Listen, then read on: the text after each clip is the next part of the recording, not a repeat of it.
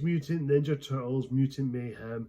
This is a 2023 animated film directed by Jeff Rowe and of course written and produced and also did the voice of Bebop in the film Seth Rogen. After being sheltered from the human world, the four Ninja Turtle brothers has to try and find a way to be accepted by the human world in New York City along with the help of April O'Neil, but it's not till a group of army of mutants are planning to take over the city, and it's up to the four brothers in the half shell must stop these mutants before it's too late. Now, as someone like me, I wasn't the biggest fan of Ninja Turtles. I do like the Ninja Turtles. I do like them, but I'm not the biggest fan of, you know what I mean? And some of this stuff has been popular back in the days, back in the mid-80s with the comics, the toy lines, and even the cartoons we had from the past decades. And of course we had the movies, the first three original Ninja Turtles live action movie, and then of course we had the animated film, which is the second time we've got an animated Ninja Turtles movie now, since back in 2007, 16 years ago. And of course we have the Michael Bay Ninja Turtles movie. Yeah, let's just say this film is a lot of fun. This is arguably probably the best Ninja Turtles movie. I think it's a really fun, harmless, lighthearted adventure movie with some tons of heart, and you can feel this movie has a lot of heart and passion put into this because there's a lot of heart and passion. The way the film looks and the animation style here, it took so much inspiration from the Spider-Verse movies is just incredible. I really love that. I think it's a good inspiration. I really like how it's very comic booky. Yeah, it has that 3D comic book style / 2D stop motion. It's just absolutely beautiful. It's very unique. And it's just so refreshing of the Ninja Turtle stuff. I think that was really cool. For the story itself is a coming-of-age story. It's about four brothers trying to wants to be accepted. I think I like that. It's kind of like saying, oh, they're just different from the human world. They want to know more about the humans and they want to be friends with them.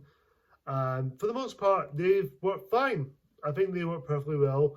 And the four turtles themselves, they've got their personalities down to the point. I think they make them so much likable and so relatable in a certain way. We'll say the voice cast for the turtles, Leonardo, Donatello, Raphael, Michelangelo, all of them are great. They're really likable. They're really down to earth. They really had a good chemistry, and the voice work for them is perfect. It's top notch.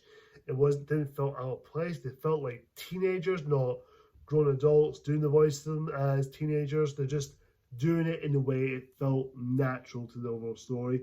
Jackie Chan as the voice of Splinter is a pleasantly enjoyable film. He brings so much comedy, but yet he does have that father figure for Splinter for the Turtles. I thought that was really great. I think they definitely give them something to do than just being there to be the most part of it. April O'Neil, I know there's been a lot of controversies because the whole April's black this time around, which, to be fully honest, it doesn't really bother me. I just see it as just like, okay, it's April O'Neil. It's still April O'Neil. It's no big issue. I know it turns some people over, but for me, I don't see that as a problem. In a couple of years' time, people will just forget about that and just see it as a one-off. Of course, you have the mutants themselves. They are pretty much there. I think they're all good.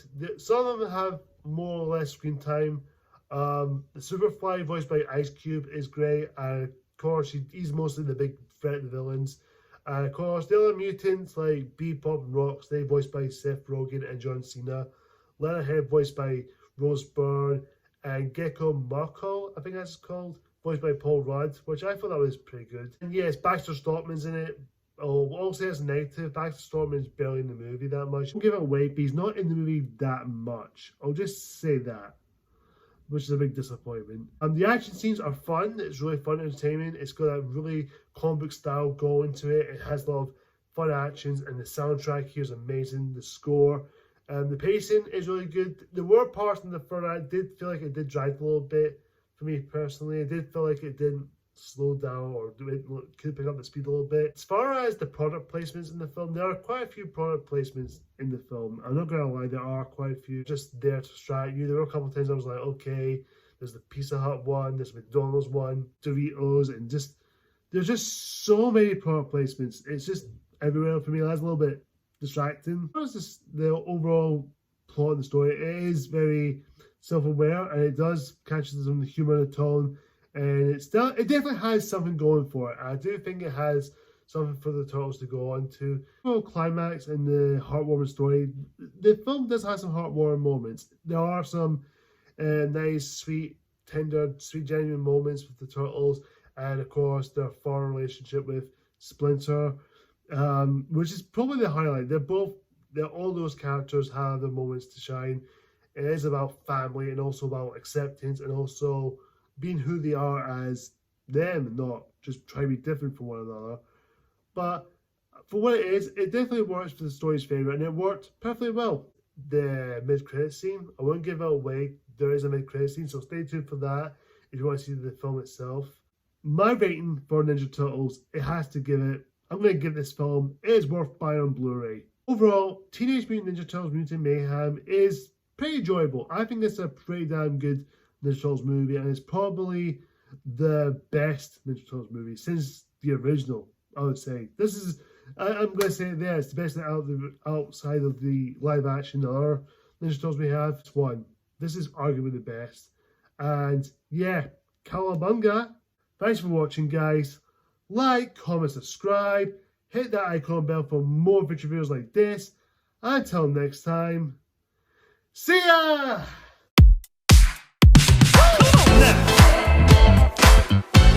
Come on now!